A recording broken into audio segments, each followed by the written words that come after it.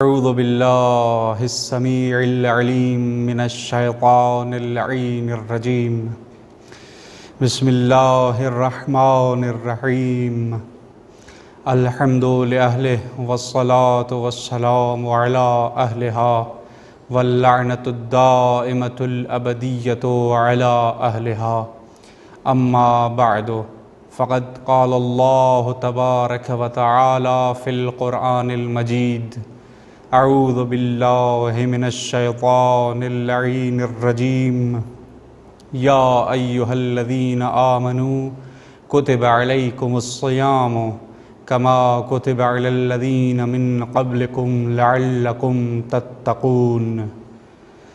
خداوند متعال کے لطف و کرم ہیں کہ ایک بار پھر جنہوں نے ہمیں یہ توفیق عطا فرمائی کہ سلسلہ ماہ مبارک رمضان ماہ مہمانی خدا میں آپ کے سامنے چند عرائض پیش کر سکوں۔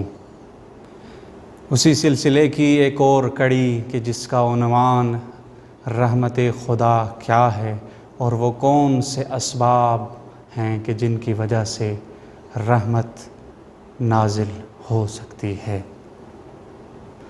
اگر ہم رحمت کی معنی اور مفہوم پر نگاہ ڈالیں تو ہمیں یہ سمجھ آتا ہے کہ یہ رحمت غضب کی ضد اور غضب کا اپوزٹ ہے، اور اگر یہ انسان کے لیے استعمال کیا جائے تو اس کی معنی یہ بنتی ہے کہ فلاں انسان بڑا نرم دل ہے، فلاں انسان نازک مزاج کا مالک ہے۔ جب یہی رحمت خدا کے لیے استعمال ہوتی ہے تو وہاں معنی کچھ اور دیتی ہے، کہ جس کا معنی بنتا ہے رزق مادی اور معنوی دینے والا، لطف و کرم کے دروازے کھولنے والا، عفو و بخشش اور مغفرت کرنے والا۔ خداوند متعال کی یہ رحمت دو طرح کی بتائی گئی ہے۔ ایک رحمت عام ہے جو تمام موجودات کو شامل رہتی ہے، چاہے انسان گنہگار ہو یا کافر ہی کیوں نہ ہو، پھر بھی یہ رحمت خدا اس کو شامل حال رہتی ہے۔ دوسری رحمت خاص کہلاتی ہے، اور یہ ابر رحمت فقط خداوند متعال کے صالح اور نیک بندوں پر برسا کرتا ہے۔ اس دنیا میں خداوند متعال کی رحمت اور خاص رحمت کا نمونہ اگر ہم دیکھنا چاہیں تو ایک نمونہ پاک اور پاکیزہ زندگی بسر کرنا ہے۔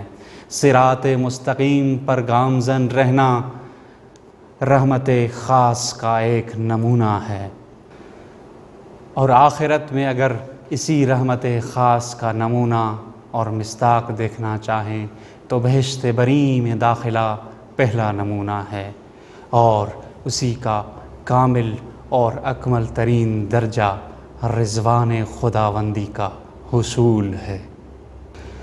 کلی طور پر اگر ہم آیات قرآنی پر نظر ڈالیں، دقت، تدبر اور تفکر کریں تو ہمیں رحمت خدائی کی تین خصوصیات نظر آئیں گی، کہ سب سے پہلی خصوصیت کہ خداوند متعال نے فیاض مطلق ہونے کے باعث اپنے اوپر رحمت نازل کرنے کو واجب قرار دیا ہے۔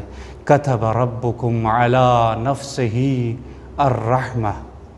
دوسری خصوصیت خداوند بزرگ کی رحمت وسیع و عریض ہے، وَرَحْمَتِي وَسِعَتْ كُلَّ شَيْءٍ، کہ ہماری رحمت تمام تر چیزوں کو لیے ہوئے ہے۔ اور تیسری خصوصیت یہ ہے کہ یہ رحمت الہی فقط انہی کو شامل حال رہتی ہے کہ جو ہماری شرائط پر پورا اترتے ہوں۔ ان شرائط میں سب سے پہلی شرط یقیناً یہ ہونی چاہیے کہ یہ رحمت خاص فقط انہی افراد کو شامل حال رہے گی جو ایمان لانے کے ساتھ ساتھ عمل صالح انجام دیتے ہوں، جیسا کہ خداوند متعال قرآن مجید میں یہ ارشاد فرماتے ہیں فَأَمَّا الَّذِينَ آمَنُوا وَعَمِلُوا الصَّالِحَاتِ فَيُدْخِلُهُمْ رَبُّهُمْ فِي رَحْمَتِهِ وَذَلِكَ هُوَ الْفَوْزُ الْمُبِينُ۔ اور وہ لوگ جو ایمان لائے اور صالح اعمال انجام دیے وہی رحمت خدا میں داخل ہوئے، یہی آشکارا سعادت اور کامیابی ہے۔ یعنی ایمان کے ہمراہ عمل صالح سبب بنتے ہیں کہ انسان اپنے اندر ایک صلاحیت پیدا کرے، ظرفیت ایجاد کرے، اپنے اندر یہ ایبلٹی بنائے کہ خداوند متعال کی رحمت خاص کو حاصل کر سکے۔ جیسے ہی یہ ظرفیت ایجاد ہوگی، جیسے ہی یہ ایبلٹی ہمارے وجود کے اندر اجاگر ہوگی، تو فیض الہی کا جریان اور سریان خود بخود چلا آئے گا۔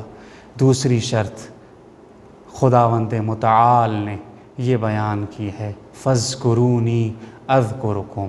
بعض مفسرین یہ کہتے ہوئے نظر آتے ہیں کہ خداوند متعال کی یاد یہی ہے کہ وہ اپنی رحمتیں تم پر نازل کرتا ہے، تم یاد کرو، خدا اپنی رحمتوں میں تمہیں فراموش نہیں کرے گا۔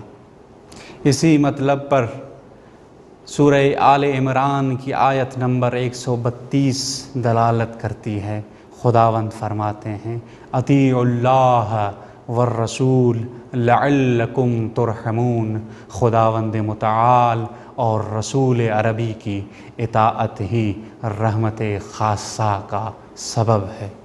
تیسری شرط، یہ رحمت خاصہ ان لوگوں کو شامل حال رہتی ہے کہ جو لوگ ایمان لائے، نیکی کا حکم کریں، برائی سے روکیں، زکوٰۃ ادا کریں، نماز قائم کریں، خدا اور رسول کی اطاعت کریں۔ خداوند متعال یہ فرماتے ہیں والمؤمنون والمؤمنات بعضهم اولیاء بعض یأمرون بالمعروف وینہون عن المنکر یقیمون الصلاة ویؤتون الزکاة ویطیعون اللہ ورسولہ اولئک سیرحمہم اللہ تعالی۔ چوتھی شرط آیات قرآنی کی پیروی اور قرآن سے بلکہ حقیقت قرآن سے عقیدہ، عمل اور اخلاق کو مزین کرنا رحمت خاص سے خدا کا سبب ہے۔ پانچویں شرط برادران ایمان کی اصلاح اور مسلمانوں کے درمیان اختلافات کو ختم کرنا باعث رحمت خاص سے خداوندی ہے۔ جس طرح خداوند قدوس یہ فرماتے ہیں انما المؤمنون اخوہ فاصلحوا بین اخویکم واتقوا اللہ لعلکم ترحمون۔ چھٹی شرط اپنے اندر نرم مزاجی ایجاد کرنا، لوگوں کے ساتھ اچھے اخلاق سے پیش آنا، خوش رفتاری اختیار کرنا اور اچھی صفات سے مزین ہونا خداوند متعال کی خاص رحمت کے نزول کا سبب ہے۔ خداوند متعال یہ فرماتے ہیں فَبِمَا رَحْمَةٍ مِّنَ اللَّهِ لِنْتَ لَهُمْ وَلَوْ كُنْتَ فَظًّا غَلِيظَ الْقَلْبِ لَانفَضُّوا مِنْ حَوْلِكَ۔ اگر سخت مزاجی اور تندی آپ کے کردار میں موجود ہے تو آپ کے اطراف سے لوگ متفرق اور دور ہوتے ہوئے چلے جائیں گے، لہٰذا اپنے اندر خوش رفتاری ایجاد کریں۔ ساتویں شرط وہ لوگ جو امتحانات الہی کو سر کرتے ہیں اور اس میں کامیابی حاصل کرتے ہیں، وہ مشمول رحمت خاص سے خداوندی ہوتے ہیں۔ قرآن مجید یہ ارشاد فرماتے ہیں وَلَنَبْلُوَنَّكُمْ بِشَيْءٍ مِّنَ الْخَوْفِ وَالْجُوعِ ونقص من الأموال والأنفس والثمرات وبشر الصابرين الذين إذا أصابتهم مصيبة فقالوا إنا لله وإنا إليه راجعون أولئك عليهم صلوات من ربهم ورحمة۔ 8ویں اور 9ویں شرط قرآن کی تلاوت سننا اور استغفار کرنا رحمت خاص سے خداوندی کے نزول کا سبب ہے۔ خداوند قدوس قرآن میں فرماتے ہیں وَإِذَا قُرِئَ الْقُرْآنُ فَاسْتَمِعُوا لَهُ وَانصِتُوا لَوْلَا تَسْتَغْفِرُونَ اللَّهُ لَعَلَّكُمْ تُرْحَمُونَ۔